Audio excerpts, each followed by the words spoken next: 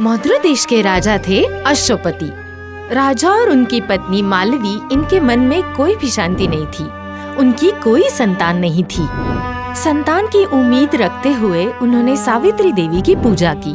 सावित्री देवी ने खुश होकर उन्हें एक वरदान दिया और कन्या का जन्म हुआ। सावित्री देवी के आशीर्वाद से कन्या प्राप्त हुई, इसीलिए राजा ने उसका नाम रखा सावित्री।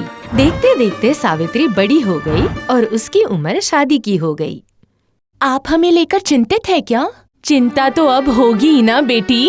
अब तुम्हारी शादी जो करवानी है हमें। किंतु मैं चाहता हूँ कि सावित्री खुद अपना वर तलाश करे, सही है ना? आप जो सोचेंगे वही होगा। मैं बहुत चली अब, लेकिन जो भी मुझे पसंद था उसे तो मैं ढूंढ ही नहीं पाई। अब क्या सच में मुझे मेरा वर मिल पाएगा?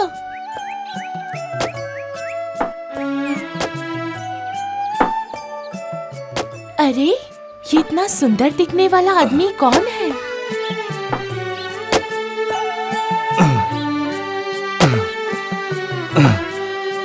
अरे, आप कौन हैं? क्या चाहिए आपको?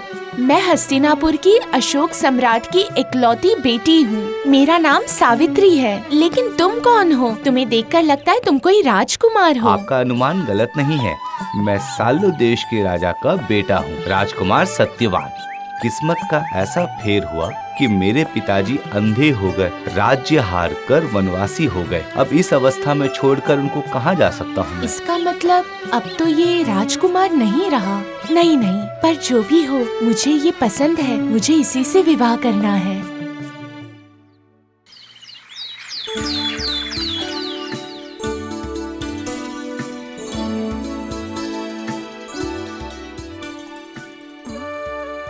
पिताजी, सालू देश के राजा हरिश्चंद्र के बेटे सत्यवान को लेकर आई हूँ। लेकिन अब वो कोई राजा नहीं है। वो अपने पिताजी के साथ जंगल में अपना जीवन बिता रहा है और वही मुझे पसंद है। ये तुम्हारा क्या बचपना है सावित्री? राजकुमारी हो, राजघराने से हो और एक अति सामान्य इंसान से विवाह करना चाहती हो। नारायण नारायण। बोलिए महाराज, आप इतने बेचैन क्यों लग रहे हैं? सावित्री का सत्यवान के संग विवाह करने का मन कर रहा है। अब आप ही बताइए देवर्षि, इसमें मैं क्या करूं? इस विषय में ऐसा कोई संदेह नहीं है कि सत्यवान गुणी है, सुंदर है, सुशील है, किंतु उसका जीवित काल 1 वर्ष है। 1 वर्ष के बाद ही उसकी मृत्यु निश्चित है। अब ये सब सुनकर हम तुम्हारा विवाह सत्यवान के संग नहीं होने देंगे। बेटा, तुम किसी और राजकुमार से विवाह कर लेना। लेकिन पिताजी, मैंने तो मन ही मन उन्हें अपना पति मान लिया है। अब वही मेरे सर्वस्व है। अब मैं किसी और के बारे में नहीं सोच सकती हूँ। अब मैं ये फैसला नहीं बदल सकती। पिताजी, मुझे माफ कर दीजिए। मैं सच में उनसे बहुत प्यार करती हूँ। राजा ने अपनी कन्या की बात मान ली। सत्यवान के साथ ही सावित्री का विवाह संपन्न हुआ। जंगल में एक छोटी सी कुटिया में उन दोनों का जीवन बीत रहा था। सावित्री अपने पति के साथ अपने अंधे ससुर की भी देखभाल करती थी। बहुत दिल से वो दोनों की सेवा करती थी। इन सब के साथ सावित्री 1 साल कब होगा इस बात का इंतजार करती थी। 1 साल को जब 4 दिन बाकी थे, तभी से सावित्री ने उपवास रखना शुरू किया। कठिन उपवास। ये इतना कठोर उपवास क्यों शुरू किया तुमने? एक दाना तो दूर, एक बूंद पानी भी नहीं पी रही हो तुम। ऐसा करोगी तो तुम बीमार पड़ जाओगी। आप बिल्कुल निश्चिंत रहे, मुझे कुछ भी नहीं होगा और मेरे रहते हुए आपको भी कुछ नहीं होगा और ना ही पिताजी को।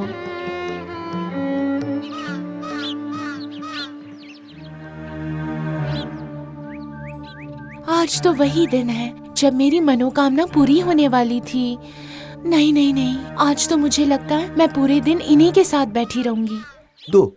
दो सावित्री, जो भी है रोटी सब्जी मुझे बांध के दे दो। मैं लकड़ी और कंदमूल के लिए जंगल के बहुत भीतर जाऊंगा। तो फिर मैं भी जाऊंगी आपके साथ। ये क्या बोल रही हो? वैसे भी तुम उपवास के कारण कमजोर हो चुकी हो। नहीं नहीं नहीं, तुम नहीं जाओगी जंगल। लेकिन आप ऐसे अकेले जा रहे हैं, मेरा मन नहीं मान रहा। मुझे भी आपके साथ चलना है। अब मैं कुछ भी करके इन्हें अपने से दूर नहीं होने दूंगी। सत्यवान जंगल में लकड़ियाँ काट रहे थे और सावित्री उन्हें बैठकर देख रही थी। लकड़ी काटते समय सत्यवान की तबीयत अचानक से खराब होने लगी। आ गया था वो चरम समय।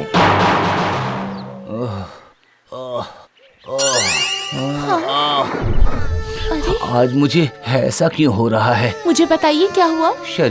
मेरा शरीर बहुत कमजोर लग रहा है। आइए आइए, मेरे गोद में सर रखिए और थोड़ी देर आराम कर लीजिए, आपको अच्छा लगेगा। हाँ हाँ हाँ हाँ, यही ठीक रहेगा। थोड़ा आराम करूँगा तो मैं ठीक हो जाऊँगा। हाँ, ठीक हो जाऊँगा।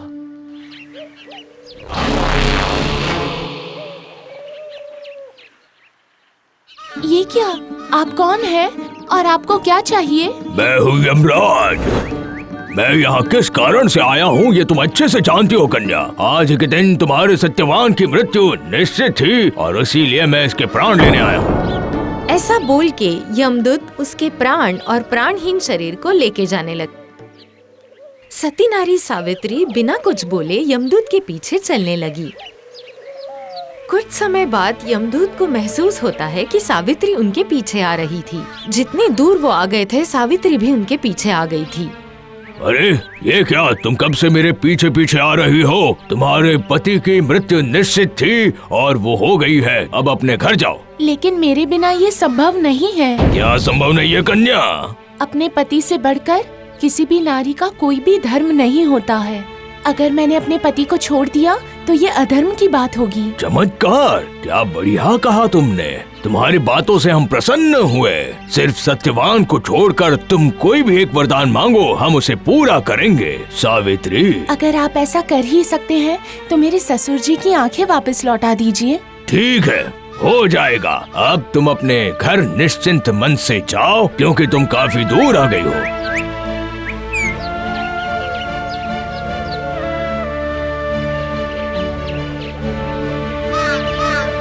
अरे ये क्या, तुम फिर भी मेरे पीछे पीछे आ रही हो? जाओ घर जाओ, तकलीफ होगी तुम्हें। अपने पति के रहते कोई भी पत्नी को ज्यादा तकलीफ नहीं होती, ये मैं समझती हूँ। तुमने फिर से मुझे खुश कर दिया कन्या। अपने पति के प्राणों के बजाय और कोई वर मांगो, मैं उसे पूर्ण करूँगा। ठीक है, तो आप मेरे ससुर जी को उनका राज्य वापस लौटा दीजिए। हो जाएगा कन्या, जाओ। अब ज्यादा परिश्रम मत करो, घर जाओ। ये बात सुनने के बाद भी सावित्री उनके पीछे चलती रही।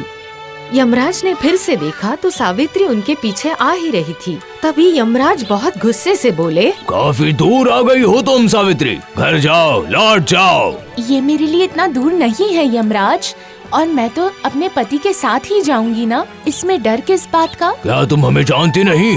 हम यम हैं, साक्षात मृत्यु के देवता। तुम्हें हमसे डर नहीं लगता? मैं आपसे क्यों डरूंगी भला? मैं तो आपकी पूजा करती हूँ, मुझे आप पर बहुत भरोसा है। इसका मतलब मैं तुम्हें कोई नुकसान नहीं पहुंचा पाऊंगा। यमराज जी, आपका मन बहुत ही निर्मल है।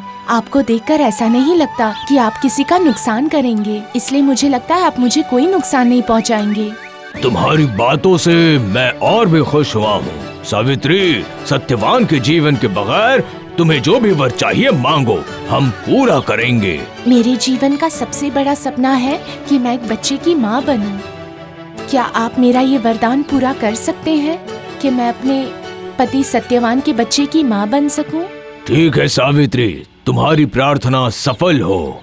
लेकिन यमराज जी, ये तो तभी संभव होगा ना जब मेरे पति सत्यवान मेरे साथ होंगे। ये तभी संभव हो पाएगा ना? सावित्री, तुमने मुझे अपने ही जाल में फंसा दिया। तुम्हारे होते हुए तुम्हारे पति को कोई नहीं फंसा सकता। बढ़िया, तुम ऐसा बोल रही हो तो वही होगा। सत्यवान का जीवन मैं अभी वापस करूंगा। सब आप ही की कृपा है, आपसे बढ़कर इस दुनिया में और है ही क्या।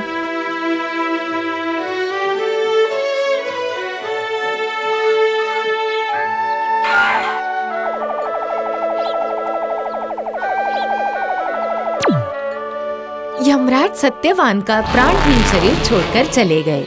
धीरे धीरे सत्यवान के शरीर में प्राण आने लगे। धीरे धीरे सत्यवान ने अपनी आंखें खोली। सत्यवान ने आंखें खोलते ही सावित्री को देखा और सावित्री भी उन्हें ही देख रही थी। मैं कहाँ हूँ? मैं क्या हुआ था मुझे? शरीर मेरा बहुत कमजोर लग रहा था। मेरे रहते आपको कोई भी नुकसान हो सकता है? बताइए आप। अब देखना आप जल्दी ही ठीक हो जाएंगे। हाँ हाँ हाँ हाँ, मैं जैसे वापस ताकतवर हो रहा हूँ। अब हमारे दुख भरे दिन चले गए हैं। अब हमारी जिंदगी में सिर्फ खुशियाँ ही खुशियाँ आएंगी। चलिए नई शुरुआत करते हैं। ऐसे ही सावित्री ने सत्य, प्रेम और धर्म से सत्यवान के प्राण वापस लाए और अब वो खुशी खुशी अपना जीवन बिताने लगे।